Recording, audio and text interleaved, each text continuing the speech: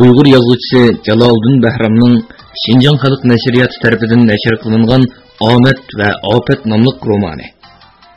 Bu roman Biliqut shirkatida ovozga elinib, Biliqut to'rida anlatildi. 22-bob.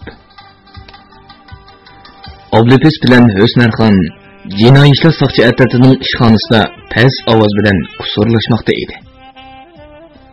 Husnarxon qadrdonning o'g'lining xotiniga chekilganligi, o'ziga atkaschi deb batnom chaplaganligi. Lekin qadrdon o'zi necha yillardan beri chekilganligi ham shuni setib beyg'onligini o'tirg'a qo'ydi. Xizmat ko'rsatish paytining yetib kelganligini his qilgan Oblipesning sal satkuni va semiz qarmotoq yuzi jiddiylashganlikdan dotlashgan mis talangidek dog' bo'lib ketdi. Bu lekchakning Asadning xotiniga chekilganligi haqida biror isbot bormi? Dedi Oblipes belidagi to'ponchisini silab qo'yib. Qara, bu bo'yning tagri ekan. O'zining qiymoqisining xotinig'imi ko'z qizartqindi. Mana bu Osiyo yezib degan isbot. Husnarxon qo'l po'kisidan 4 qatlangan qog'ozni epadi. Qarasana Jo'jan. Bu qizning yig'isi odamning ichini siyirdirib etadi. Oy. Bu qadrdon bilan Zul'oyning to'yi bo'lgan chog'dagi ishkan-ku. Oblipes xatni ustalga qo'ydi. Qara, mau munofiqni. Singlisi bilan to'y qilish orlig'ida qiynoqisini yurayotgan qiziga chekilganligini. Mening ochiqim kelayotgani shu emasmi?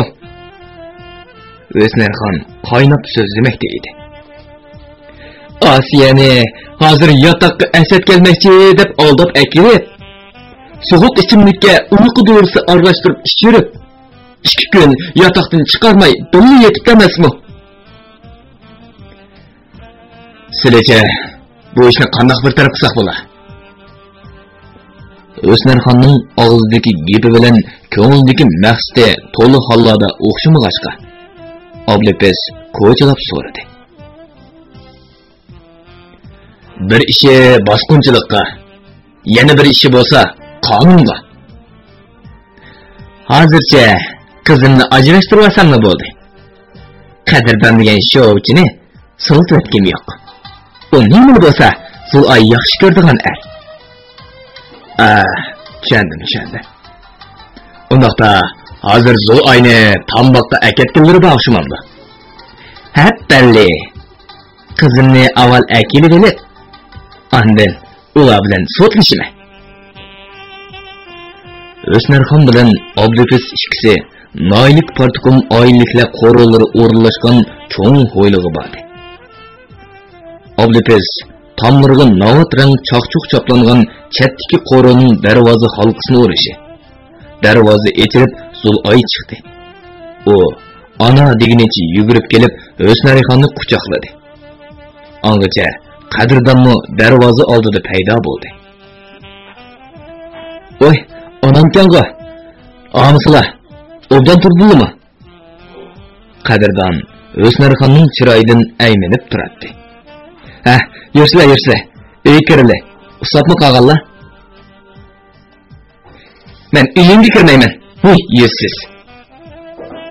Qadrdon bilan Zul'oy tikilib qoldi. Sen Osiyoga nima deding, ha? Bizni atkaschi, xiroyinchi, jannat ne'matlari undig'ay, mundig'ay deb bizni qo'lga oldirmoqchi bo'ldingmi? Texi Asadning ayoli Osiyani mehmonxona yotiqiga solib olib, 2-3 kun birga yetibse. Sening naring odam. Hey itlas. Osiyo bilan birga yotdingmi, yotmading? Mushuningga javob ber. Ona, xafa bo'lmaslar. Bu ishlarni ayrim paranchayli bo'ladi. Sadi birga yotdingmi yo'q? Buni bir eg'iz gap bilan tushundirib bo'lmaydi.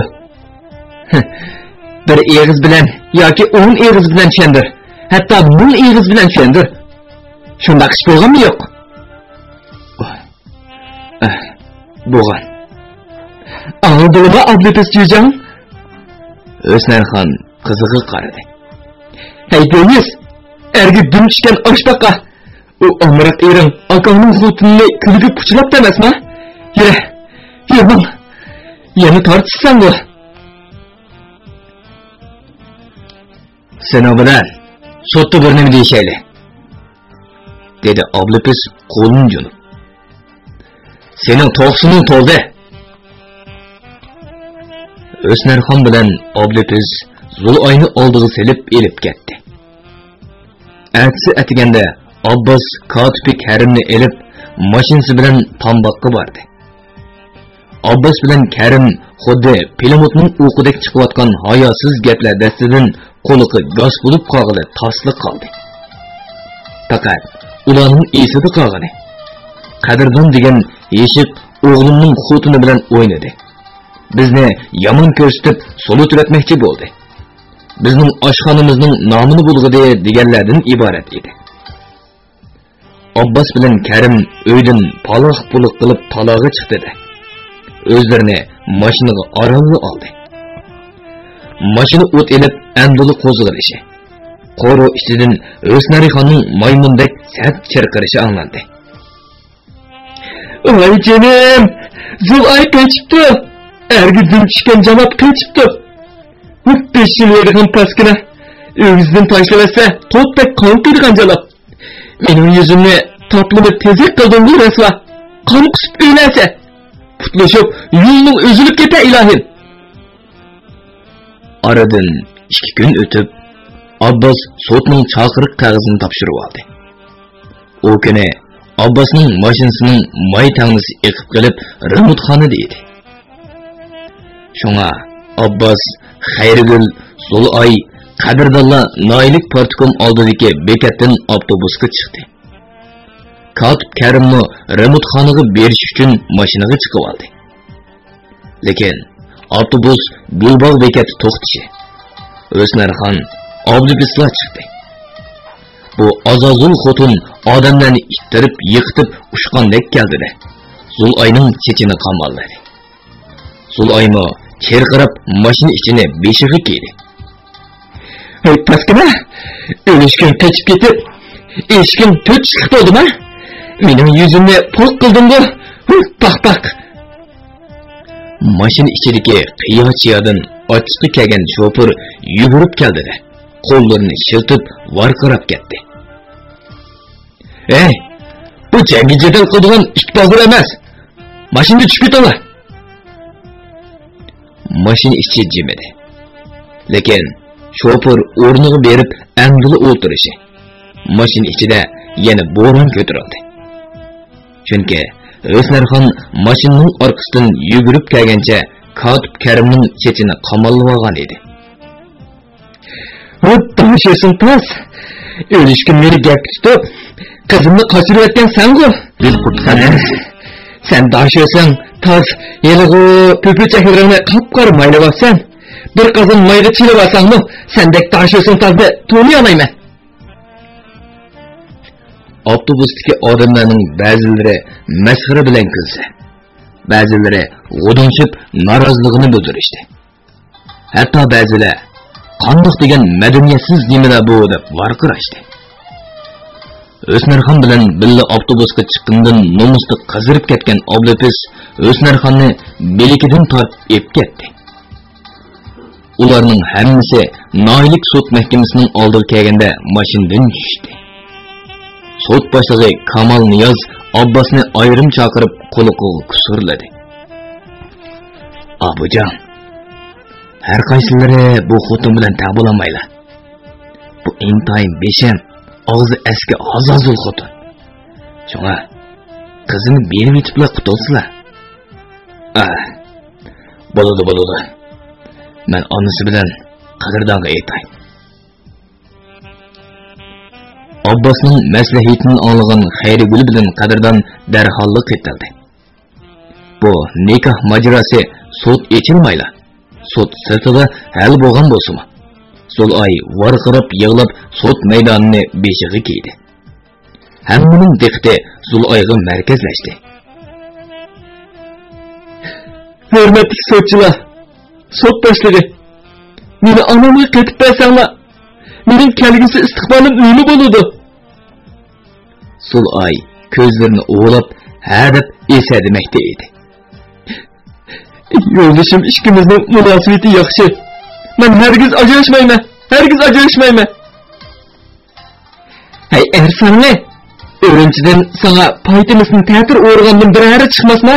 Yalanda. Sot ahli va boshqalar o deyishib og'izlarini tutib qilishdi. Bo'ldi. Men bu qanjiqni o'lganga chiqarib etdim. To'yning butun chiqimini to'lasin. Varqirdi Husnarxon. Anangni, axchi. Sen javobni bermeymanni og'irtib tuqsa, aqliq chiqib, yo'g'ingini chiqib qo'ysamchi? Hamma odam og'izlarini tutgancha asta tarqab ketishdi. Ammo shu kuni kechda Oblopiz Tombog'dagi Husnarxonning uyiga keldi. Biroq ular uyda paranglashmay boqqa kirib ketdi.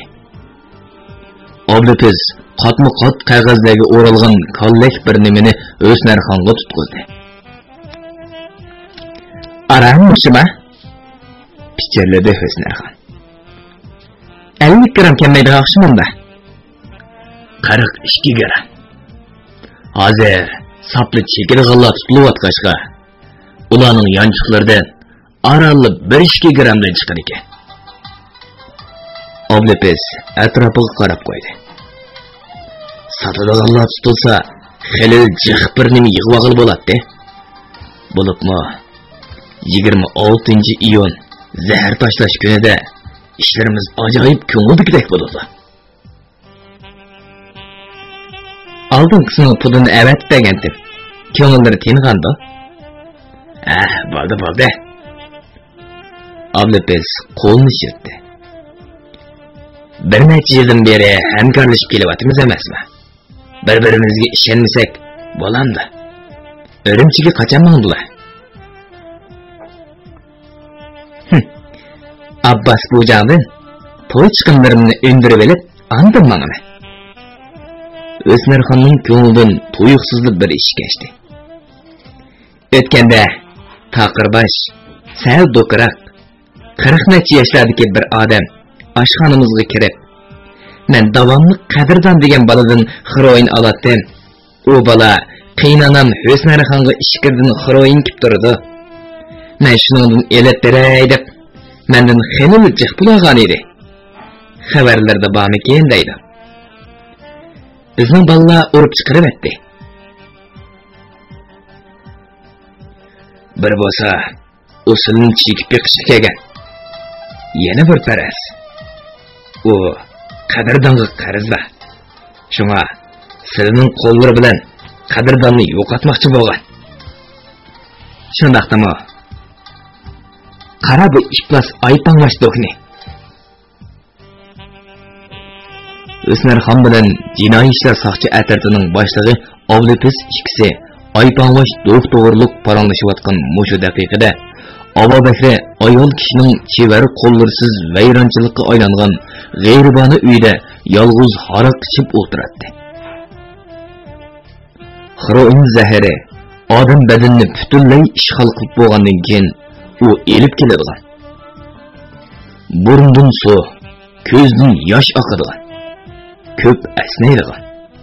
Badanla kirishib qoladigan asoratlar ichida ish xo'shaqmas bo'lib qolish intayin ig'ir edi. Mana hozir Obobakri borgan siri ho'rilishib, hunardan qilyotdi. U och qolmaslik va biror chekim xiroinga pul tepish uchunla orlab bozorga chiqadi. Go'sht to'psatish bozorlariga berishga erinib, kavobchi bolalarga pul berib qo'yadi. Ular go'sht, jigar, uchay, bo'raklardan qancha puldan elib, qanchaligini ayirib oldi. Uningdan kari yo'q edi. U kechda ishdan tushib, g'alladagi pulni hisoblab, bir kunlik tamoqi uchun 5 so'm, dasmoyiga birer 100 so'm erk qilib, qog'iniga bir sarangilik yoki 2 sarangilik heroin setib oladi. Bo'lmasa, sakrat azobidan battar qiynalib ketadi. O bir ketsa yo'l to'sib bulonchilik qilib boqmoqchi bo'ldi.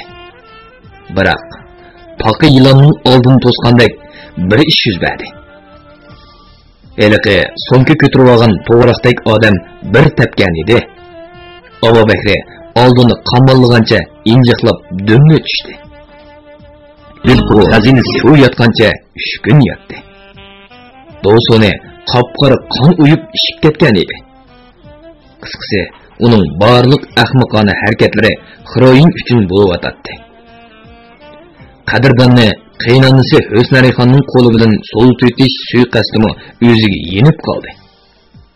Tayoq zarbasida bir necha kun o'rnidan tura olmadi. Qizi Mehribonning mehmonxonasini bir kecha oqtirib hech nima topolmadi. Biroq Abu Bakri qadrdonda heroin borligiga cho'qim ishinadi. 50 bir qishda 4-5 ming so'mlik gada heroinni tutqizib qo'ygandilar. U hammani pamlab bo'lgan edi. Undan keyin Husnarxon bilan Guangzhouga berib, heroin sodisi bilan shug'ullandi. Heroin chekishlardan o'z g'amini qilmaydigan kim bor? Chunki u bo'lmasa, jonga taqildiganligi aniqli. Amsa qadrdonning heroini zodi nerede? Abu Bakri sirkayga yerim qo'yilgan oq qaraqni g'urtildatib ichib etdi. Uning mengisi sal ichilgandek bo'ldi va birdilla qizi Mehribon bilan qadrdon yotadigan katta hujra ko'z oldiga kelishamon, pit ko'zlari chakchiyib, uyuqdagi yuyuqsiz qochig'i tikilib qoldi. Ras. U hujrani qandoq qilganda birer kun Mehribonsiz qoldirg'uli bo'la. To'g'ri. Niqoblanib kirib, Mehribonning beshiga bir kaltak uribla o'zsizlantirsa bo'lmadimi? Yo'q, bo'lmaydi ekan. Darvoza tövdeki qarovul o'ylig'i kim kirdi, kim chiqdi, zan selib tursa. Bu osonli tutilib qolmamdi kishi. Agar ig'ir mas bo'lib elib, ashu hujurda yotaman deb turvaschi. Yo'q. Mehribon aqlli qiz. Osonli gumonlanib qoladi. Tehe dadisini karvatda yotqizib qo'yib, o'zi pastga o'rin selib yetishi mumkin.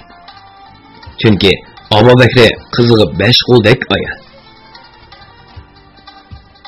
Abu Bakri uyan o'yla, buyan o'yla. Oxir televizorlarda ko'p ko'rgan uxlatish dorisining eng unumli chora ekanligini o'ylab topdi. Lekin u dorini na'dim tepish kerak. Cho'qim heroin sotganlarda bo'lishi mumkin. Agar pulli bo'lsa, ulardan heroindan tortib, gildan bosh ko'mlichi, uyqu dorisi, nasha, ruhlantirish uqullarigacha tepiladi. Abu Bakri uyqu dorisining amalini qilolmay, oradan bir hafta o'tib ketdi. Agar mushu kunlarda qadrdon kelib qolsa, nozik planlarni amalga oshirmoq tas bo'lib qoladi. Shunga qadrdon keldimi yo'q degan gumon bilan bir kuni Husnarxon jannat ne'matlari oshxonasi atrofini aylanib yurdi. Kasada yeyilib o'tirgan kelangsiz xotin Husnarxonni yiroqdan ko'rib, xotinning qaytib kelganligini bildi. Lekin qadrdon bilan Zulayning kelmaganligini bilinmadi. Shunga u oshxonadan tomoq yeb chiqayotganlardan chandurmay so'radi. Mashada bola saygiyan degan biri bormish, dedi Abu Bakri kuchuklanib. Menda sotadigan qahva edi mana.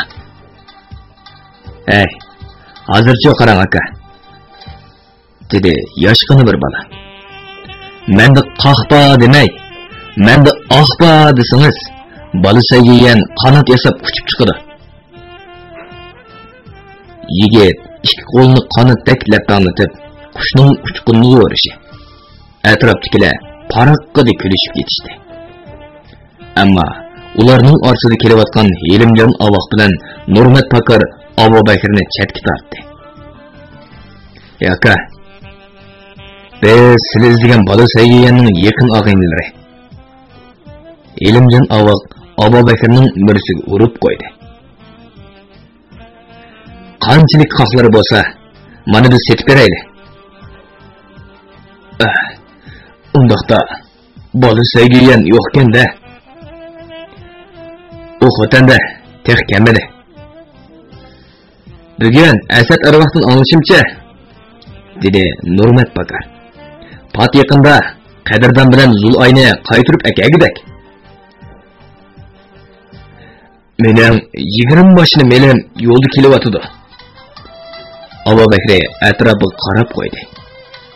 Men bola saygiyanga saqlayman. Sizlar bilan aloqalashay bo'lamdi. Bo'ladi aka. Musofirlar mehmonxonasining 5-qavatga chiqib, Elimjon bilan Nurmat desangiz, hammasi yotqimizni ko'rsatib qo'ydi. Elimjon Avaq, Nurmat Pakar ikkisi Abu Bakr bilan xo'shlashib, amdili mengishi. Zuhur Gasiya bir necha odamlarni boshlab, ularning yenidan o'tib ketdi. Yuragi jig'li qilib qolgan ikki og'ayni bir-biriga qarashdi. Oy, bir yili Qadirdan uchun Qo'ng'irtosh shirkati top setish bozorini qonga bo'ygan Zuhur Gasiyaga. Tunudim. Nurmat beshini minishdi. Shundan beri Matturg'un Shilin, Tursun Kalla, Nuradil Panoqla yo'qolib ketdi-ku. Ishkirdan kelganlarmi bilmaydi-ki. Ularni-chi Yunnanga bog'anlardan ko'rganlar bormish. Xiroin atkazchilari uchun ishlayotgan o'xshaydi. Amsa Zuhur Gasiyaning yaqin choponchilari bo'lgan g'ayratchonda Abay Gittar, Aysa Xinanjillarni Yunnanga ketganmidi? Yaqay. Elimjon bosh chayqadi. Ular hozir Bejondika. Ammo koni kasbini tashlamabdi.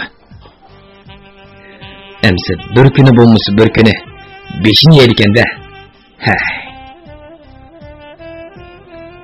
Nurmat Elimjonni jaynakladi. Qara. Zuhur Gasiya jannat ne'matlariga kirib ketdi. Ular Husnari Xondan oqtama kelishi mumkin. Bo'lmasa Qadirdan izlaydi. Zuhur Gasiya o'lpatlari bilan oshxonaga kirdi. Peshtaxtning oldida to'xtadi.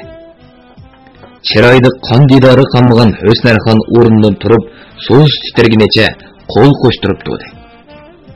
Shu turqida Zuhur Gasiya kassadagi pulni chiqa desa, xo'sh bo'lib elib berish kerakki.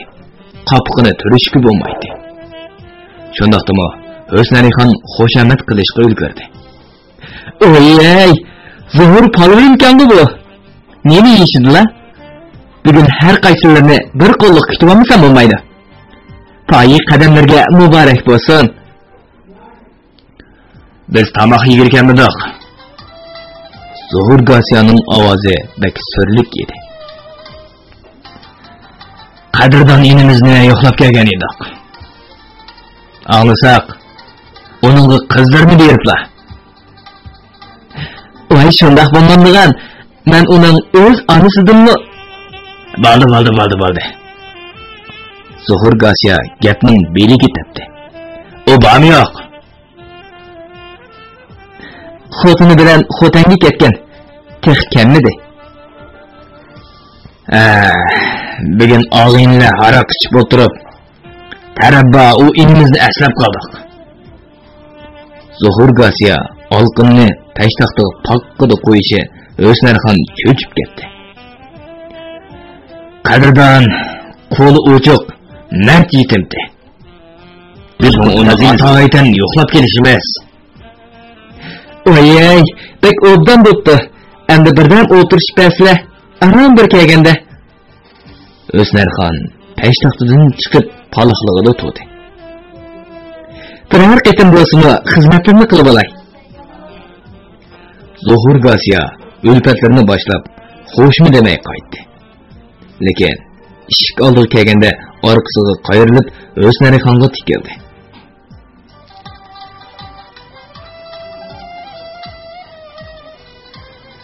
Sizlarni xeli yomon xotin deb anglayman-ku. Yo'qay, Zuhur palvanim, ular sizlarga chaqchaq qildi. O'snarxon yo'g'on emchaklarining ustiga qo'llarini qo'ydi. Dunyoda yaxshi xotin bo'la, mendek bo'la. Ha, shundaqmi? Amsi yaxshi. Ammo kimki yavaş inimiz qadrdonni bo'zaq qilaman deydi-ku. Menda ranjib yurmisan. Zuhur Gosiya ulfatlari bilan chiqib ketdi. O'snarxon ko'ngak yoqisini ko'targunicha pah pah pah deb yelib kirdi-da, qattiq vaqirdi. Asad! Hay Asad! Cho'mishda suv suv aka. Nima? Ichamding? Yo'qay. Maydonga og'zimni so'pirga jinim tumshqindan chiqib ketib, yana qaytib kirdi.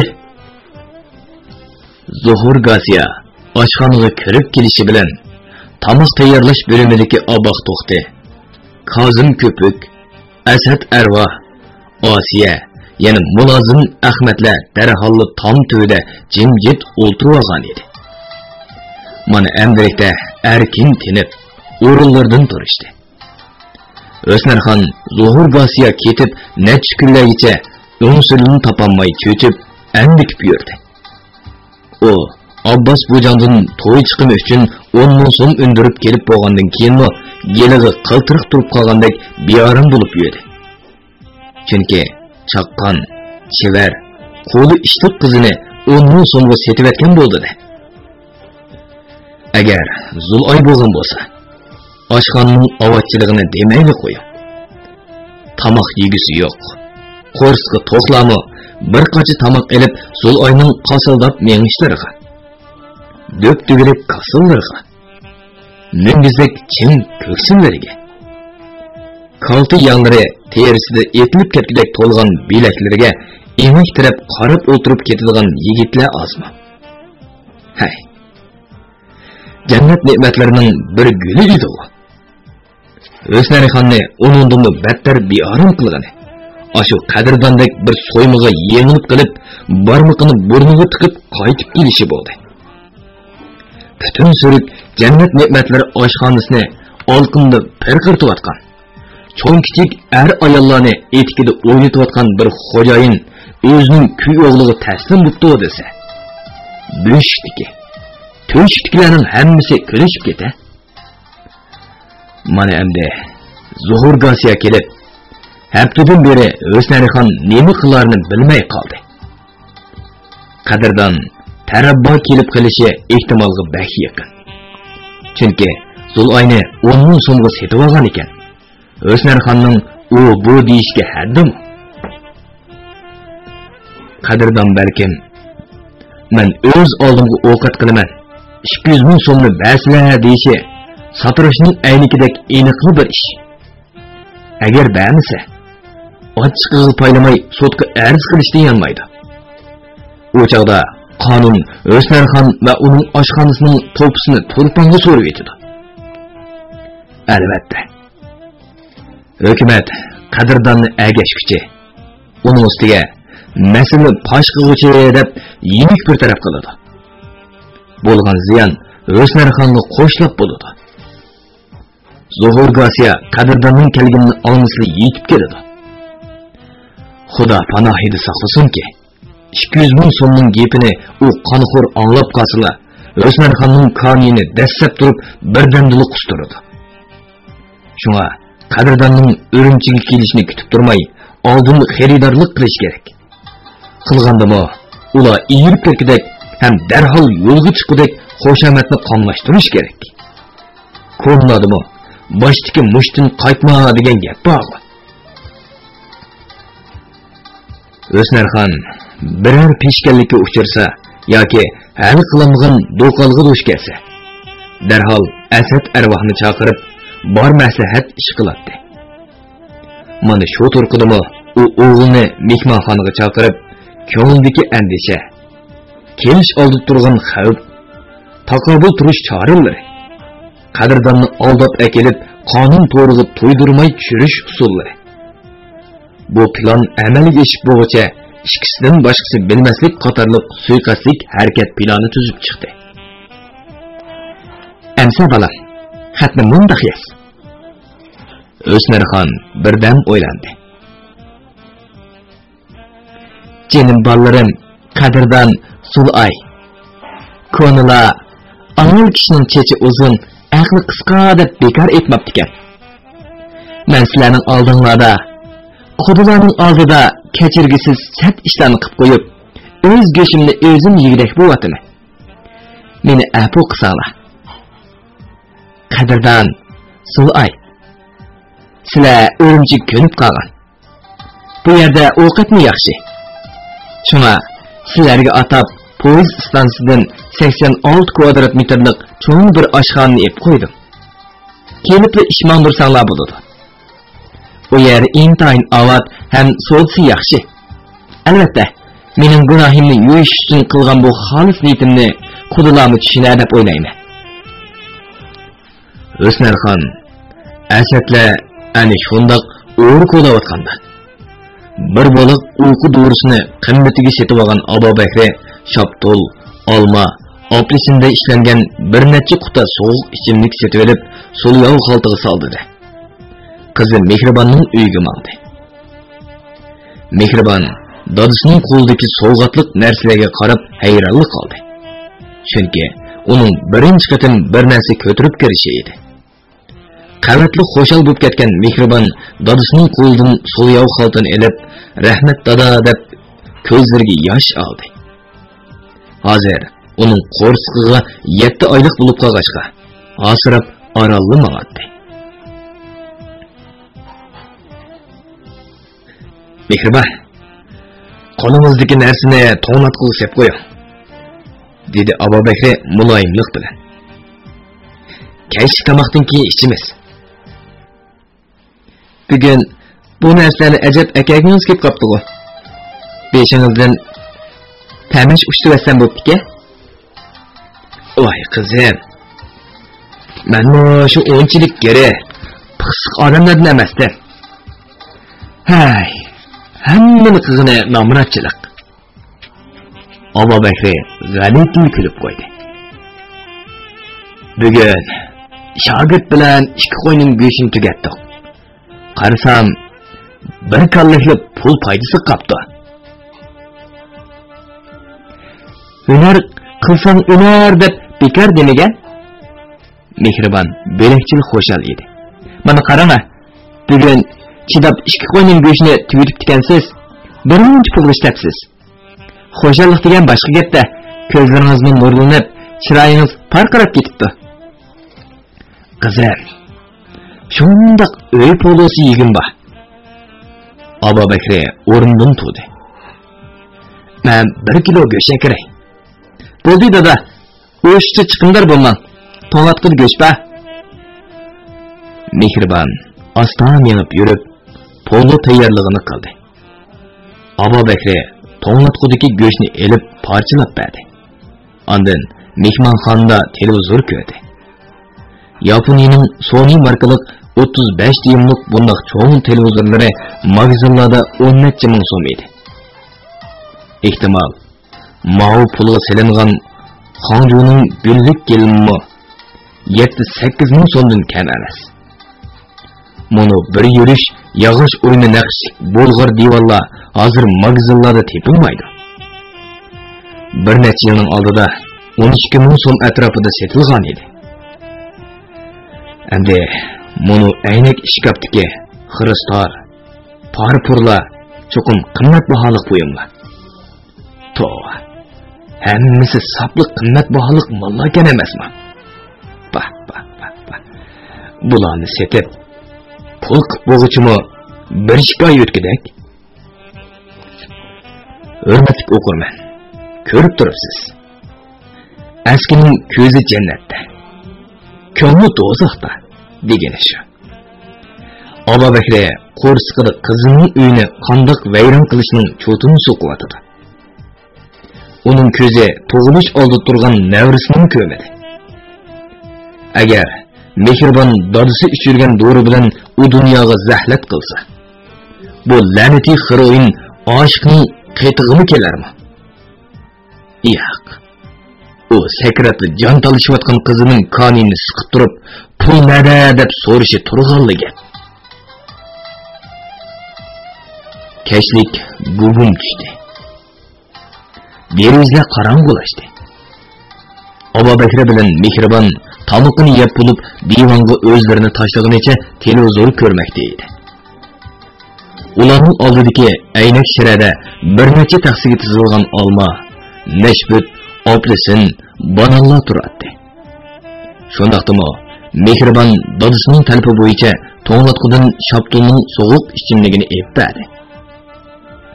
Dilqut xazinasi. Oy, o'zingizga olmabsizmi? Balli. Yolg'iz ishsam gelimdan qandoq o'tadi? Dedi Aba Bekri kulib. Qani. Siz olmanikini iching. Qo'rsaqdagi baliga foyda qiladi. Aba Bekri to'nglatqidan olmaning so'g'uq ichimligidan bir quti oldi. Ondan divanga kelib o'ltirdi-da. Ikki qutining og'zini ochib, Shaptulnikini ko'tardi va qasdan og'zining ikki jovidan to'kib o'tdi.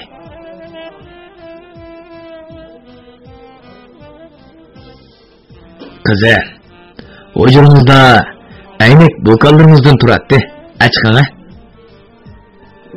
Aba Bekri og'zini surtdi. Buni quti bilan ko'tarsa, to'kilib ketadi emasmi? Mehribon hujra uyga kirib ketdi. Aba Bekri mayda yanchiqdagi qog'oz bo'loqni elib, olma sharbati qutisiga to'kdi. Darholla qog'ozni purlab yanchiqqa silibdi. Ham qutini bir qancha qatim chayqab joyiga qo'yib qo'ydi. Ongacha mehribon hujurdan chiqishi. Uning qo'lidagi ikki bokalni elib, sharbatlarni bo'lxitib qo'ydi. Eg'ir bu vaqtida olma yesa yoki olma sharbati ichsa, qizi, qo'rsaqdagi bola olim bo'lamish. Aba Bekri qiziga bokalni tutqizdi. Qani, polodan keyin muzdakkina ichib olaman. Oy, pek sovuqkan dada. Mehribon bir yutum ichdi. Bolaga ta'sir qiladimi? Ichana qizim, ichana. Foyda qiladi. Olma sharbati emasmi? Aba Bekri qizining qo'lidagi bokal yerimlashgan hamon yana to'ldirib qo'ydi. Mehribon, qarang qizim. Mundaq bir rivoyat bor ekan. Go'rish bir umr suvga chirishib o'ssimi, usuzligim qolmadi deydi ekan. Qo'lingizdagini ichib o'ting. Happalle. Men to'ldirib qo'yay. Qozonda suv ichida qaynasimi, yana suvi qolmadim deydi ekan. Ammo qo'rsaqqa kirgandan keyin odam usuzlik ichmasa, ondan go'rish, usuzlikim endi qanday demish. Aba Bekrining qasdan gapga tutib ichirish yelisi o'z kuchini ko'rsatdi. Bo'g'ay mehribonning qopoqlari tushib, ko'zlarini ocholmayla qoldi. Bokalda qolgan ozg'ini ichimlikning oyog'i ostiga to'kilayotganini to'ymadi. Aba Bekri uning qo'lidagi bokalni elib etib, aynak shira ustiga qo'yib qo'ydi. Ondan beshi maydasiga sangilib, qismoqdek qatnashib qolgan mehribonni ko'tarib, divanga o'ngsiga yotqizib, beshiga yostiqni qo'yib bermadi. Aba Bekri köy o'g'li bilan qizining hujrasiga etilib kirdi. Shiddat bilan tintishni boshladi. U oldi bilan tomdagi par qopqoqlarini bir qirtib tashlab, qo'llarini nalargadir uzatib, siypashtirdi. Siypashtirgan sari qo'llari qop-qora islashib, to'nir ko'sidek bo'lib qoldi. Shundaqdimi, u tom ishkapdiri. ishkap ichik tizilgan nafs buyumlarning eg'izlarini echib ichiga qaraydi yoki yerga to'katdi. Ikki bo'loniki kiyim osqichni yiqitib, kopta, yopka, chapan, ishtallarning barliq yanchuqlari ta'tiri o'rildi. Tam ishkapning yotgan ko'rp qo'yish o'rnidagi hamma narsalarni so'rab chiqib, astar toshlari so'kilib, to'r paxtallari teshildi. Tamg'a esilgan, yerga silingan gilamda qayrilib, uy o'ttirsig'i dövlandi. Abu Bakri terlab suv bo'lib ketdi. U ko'nglikini silib etib, qayta ishga kirishib ketganda, o'ttir kechi bo'lib qolgan edi. Endilikda u hujurdagi oliy karvatga hujum boshladi. Eng oldi bilan Turkiya adiyollari, karvat yopqunlari, mamux yostiqlari, yostiq qoplari bir-birlab yerga tashlandi. Lekin yeni suyungidek bir nima topolmadi. Uning oyponlashlaridan, sidam yuzlaridan to'kilgan ter tortishib turgan inchki bo'yinlar orqali tor ko'kraklaridan, garmondek qatlashib turgan qo'rsoq terilaridan saqib, ishton koreklariga eqib kirmoqda edi. Dumchak dumbisi ichiga o'tirishgan. Maydisi ham yuzlariga chaplashib ketgan payla uni helili katakdan qaytib chiqqan tuxu o'g'risiga o'xshatib qo'ygan edi. Abu Bakri endilikda tovar yutgan, yepak ko'rplarni so'kib, qo'llarini nalargadir tiqmoqda edi. Biroq shu chog'da u purjillik matras qipining qo'l patqidek yirtiqini ko'rib qoldi. Ham shodlik hayajondan yuragi qartliq qildi. Qo'lim tiqdi. Uning qiyshiq ko'zlari yana bir qatimliq hayajondan chekchiyib ketdi. U shu hamon qatma-qat nelon yapqoqqa o'ralgan bir gada nemin tortib chiqadi va shapur-shupur qilib ochdi. Rost degandek, uning ichidan 20 grammlik kesakchi heroindan ikkisi chiqdi. O, albatta o'qirmanlarga ma'lum bo'lgan Guangzhouning Beijing yo'lidagi axlat sandig'idan yig'ib olgan 3 parcha heroinning ikkisi edi. Abu Bakri ovozini qo'yib berib yig'ilib tasliq qoldi. Demismi, butun bir kecha tortgan jafosi uchun qaysi shaytonning ichi og'irdikin bilmadik. Ashu baloyi ofat ochqichini Abu Bakrning qo'liga tutqizdi. Tang so'zilib kelyotdi. Abu Bakri mehmonxonaga chiqqanda divanda o'ngsiga yotgan mehribon beshini ikki tarafga etib, "Suv" deb nola qilmoqda edi. 40 gram heroinning xo'shliqi oldida qizning nolisi qanchalik nemiki? Abu Bakri g'ip-biri tikivatdi. Besh chinqirib, yerilib ketgidek og'riyotgan mehribon ko'zini zodil ocholmadi. U usab tomoqlari qurib ketgan bo'lib, bir kechada qalblar gaz bog'lab ketgan edi. Mehribon barliq kuchini yig'ib yong'i o'rildi-da. Gelamga siyrilib tushib ketdi. U gelamni birdan yetib orom evagandan keyin o'melab tozliq uyga kirdi. U tomlarni siypab yurib o'rnidan turdi. Ham nihoyat tezda beshini ko'tarib sovuq suvni quyib-etdi. Eli ham hö bo'lib besh qiyotgan mehribon elang-selang manganicha oshxonaga chiqib, to'nglatquning ostinki qavatidagi bir ko'ri sutni oldi-da. Ishga tingancha hammani ko'tarib-etdi. Oradan bir necha minut o'tmadi bo'g'ay. U tozliq uyiga orolli ulgurdi. U xuddi ish bag'ri to'kilib tushgandek orqa-orqadan qayiq qildi. Mehribon, ko'p-ko'k va sop-seriq, qon aralashgan sovuqlikqa qarab, ko'ngli ko'ksut zaharni yondirdi deb rost aytibdikan deb pichirladi. U bir oz orom elib, bir necha istikon ilmon qaynoq suv ichishi, yana hö qistidi.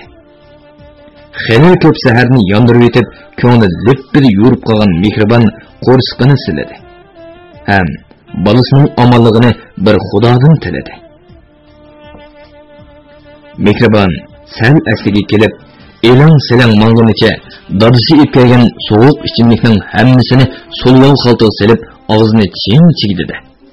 Axlat sevitiga tashladi. Ondan o'jir uyga kirdi. Ammo bir qarab beshi pirridi qaydidi. Tamg'a yo'linib qoldi. O, mo'ldirlab yosh to'kunicha mushumi dodi bo'ldimi deb pichirladi. Demisimi, o'jir uyda put bosqidek yer yo'q edi.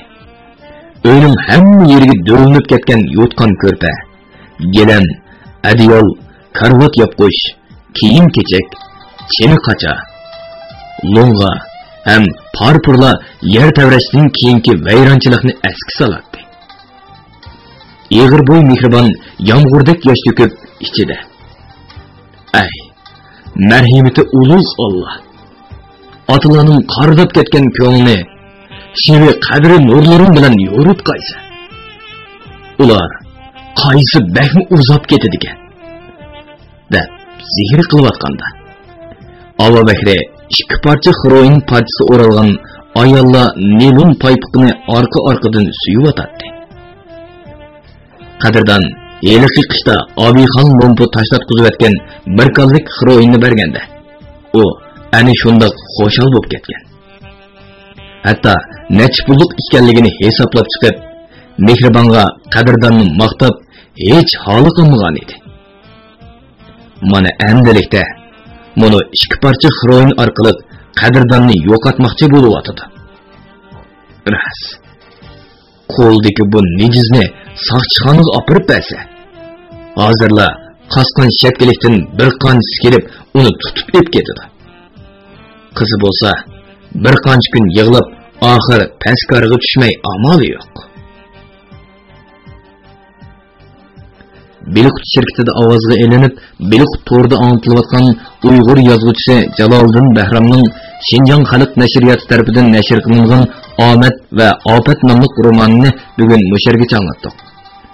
Davomini atidagi anglashimizda davomli anlatamiz. Bu roman Xinjiangning har qaysi joylaridagi Xinhua kitobxonalarida sotildi. Do'stlarning setib olib, saqlab qo'yishni tavsiya qilamiz.